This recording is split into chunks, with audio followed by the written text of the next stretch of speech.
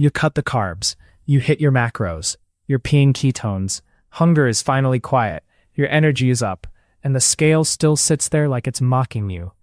That stall feels personal, like your body is broken. It's not. Most keto stalls are just math getting disguised by keto foods, tiny habits, and sneaky inputs that don't feel like they count. There are a handful of blockers that keep a perfect-looking log from producing fat loss. Fix the hidden leak, and progress usually shows up fast. Moving to slide 2. Keto makes high-fat foods feel safe, so calories slip in silently. A little cheese becomes a lot. A handful of nuts becomes 3. Oils, butter, and keto snacks add up fast, and liquid calories vanish with almost zero fullness. If your portions drift upward, your deficit disappears quietly, even while carbs stay low. For the next week, weigh calorie-dense fats, limit keto treats to planned servings, and stop free-pouring oil. Then your protein target actually starts to matter. Moving to slide 3. Protein is where a lot of stalled-on keto people accidentally go off course. Too little protein, and you feel less satisfied. And it gets easier to overeat fat, because fat calories are dense and not always filling. Too much protein can also stall you if it pushes total calories up, especially when it comes in bars, shakes, or high-protein desserts that are really just snacks with a halo. Make this simple. Pick a daily protein target you can hit consistently, then split it into 2 to 4 meals. Choose mostly whole food protein first, then fill the rest of your calories with fats you measure.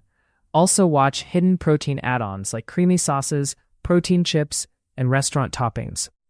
When protein is steady, the next problem is usually carbs hiding in plain sight. Moving to slide 4. Carbs on keto rarely come from a bowl of rice. They come from the stuff you don't bother to count. Sauces, dressings, marinades, and seasoning blends can add sugar or starch. Flavored yogurt and milk can sneak in more carbs than you expect. Sugar alcohols are another trap. Some people absorb enough of certain sugar alcohols to slow fat loss, and keto net carb math is not always your body's math. Do a quick audit. For 1 week, switch to simple seasonings, use measured oil and vinegar, and choose unsweetened dairy. Read labels for serving size tricks, then log what you actually eat, not the portion the package wants you to believe. If everything is tight and you still stall, alcohol is a common reason the scale freezes. Moving to slide 5. Alcohol is a fat loss pause button, even when the drink is keto.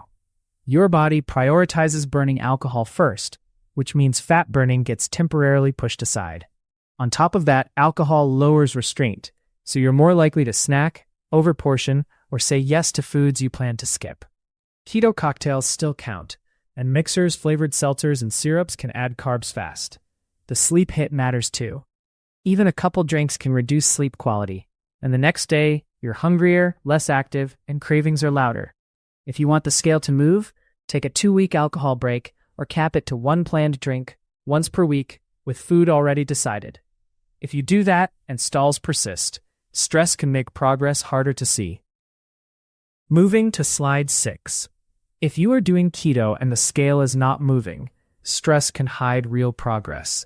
When cortisol runs high, your body holds more water, especially around the midsection, so fat loss gets masked.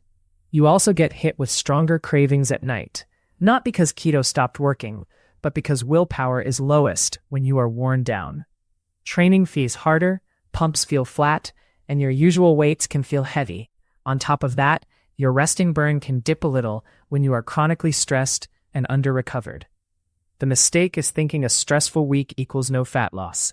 The scale can lie short-term, but your habits still count.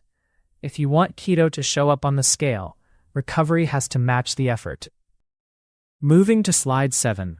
Sleep is one of the fastest ways to derail keto results without changing your macros. When you sleep less, appetite signals intensify. You feel hungrier sooner, and it is harder to feel satisfied even after a normal keto meal. That pushes you into extra bites, just a little snacks, and more chances to eat, especially at night when you are awake longer. Poor sleep also worsens insulin sensitivity the next day, so your body handles the same food less efficiently. That does not mean keto stops being low carb. It means you are more likely to store energy and feel more reactive to food. Training takes a hit too. Your output drops, you move slower, and you recover worse, so you burn less and you are more likely to skip the session. Then there is the scale. A short night can cause a morning weight rebound from water and inflammation, even if you ate perfectly. Protect sleep like it is part of your diet. Consistent bedtime, a darker, cooler room, and caffeine cut off early enough to actually feel sleepy. When sleep is solid, everything else gets easier, including the movement you do without even thinking about it. Moving to slide 8. NEAT is the calories you burn from everyday movement, and it can quietly drop when you diet, even on keto. You stop pacing, you sit a little longer, you take the elevator, you fidget less. None of it feels dramatic, but over a week it can erase your deficit. A common pattern is swapping planned cardio for fatigue. You still go, but you move less the rest of the day, so total burn falls. The fix is simple and measurable. Set a step floor you can hit even on low motivation days, and schedule 2 or 3 short walks that happen no matter what. If your fat loss stalled, do not assume it is your carbs. Sometimes it is your daily movement getting replaced by snack breaks that look keto-friendly on paper. Moving to slide 9. Keto treats are the easiest way to overeat while still staying low carb. They are hyper-palatable, which means your brain wants more even when your stomach is full. For some people, sweet taste keeps cravings alive, so you end up hunting for dessert every night. The other trap is fiber math confusion. Labels can say net carbs, but that does not make it a free food, and it does not guarantee your portion stays reasonable. Even if the carbs are low, the calories can be high, and it is easy to stack servings without noticing. If you are stuck, run a simple reset for a week. Make desserts occasional, not daily, and build snacks from boring basics like eggs, plain Greek yogurt if you tolerate it, or meat and fruit-free pickles. When cravings calm down, you can also spot a different issue that often looks like fat gain, but is mostly water. Moving to slide 10. On keto, big scale fluctuations are often electrolytes, not fat. Sodium swings can shift water fast. If you go low salt for a couple days, you may drop water, then rebound hard when you eat salty foods again. Low magnesium can worsen cramps and disrupt sleep, which then feeds water retention and cravings.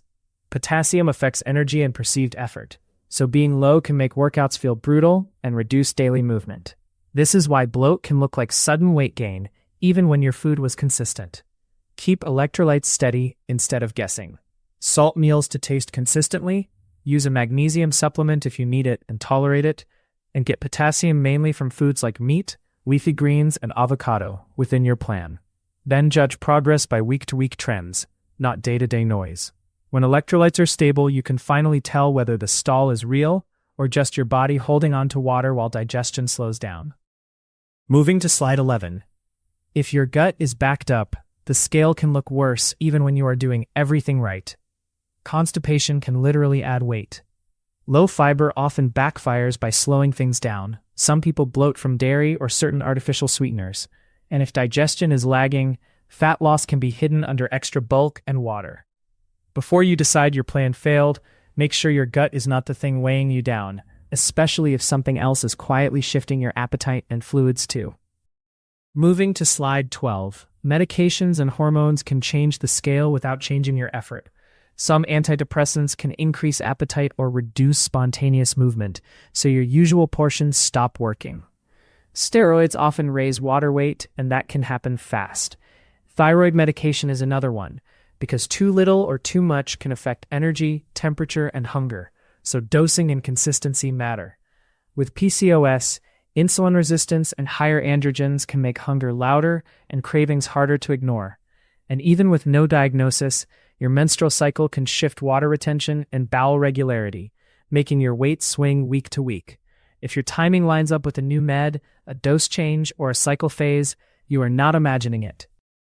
Moving to slide 13. Do not argue with one weigh-in. Use a 7-day trend, same conditions, and watch the direction. Add a waist measurement and a simple weekly photo, so you can spot recomposition and water shifts. Then do an honesty check with your food log, including bites, drinks, and weekends. Change one variable at a time for 7 to 14 days, and if meds or symptoms are involved, bring your data to your clinician. Proof beats frustration every time. Moving to slide 14. Pick your top suspect, not 5. Run a TART experiment. 1 change, clear start date, and no extra surprises. Track outcomes weekly with your trend weight plus waster photos, and write down what you changed so you do not guess later. If you want help narrowing it down, leave a comment with your stuck point. Subscribe for part 2. This content is for education only and is not medical advice. Talk with a qualified clinician before changing medications, supplements, or your diet. Ketosis is a tool. Metabolic flexibility is the goal.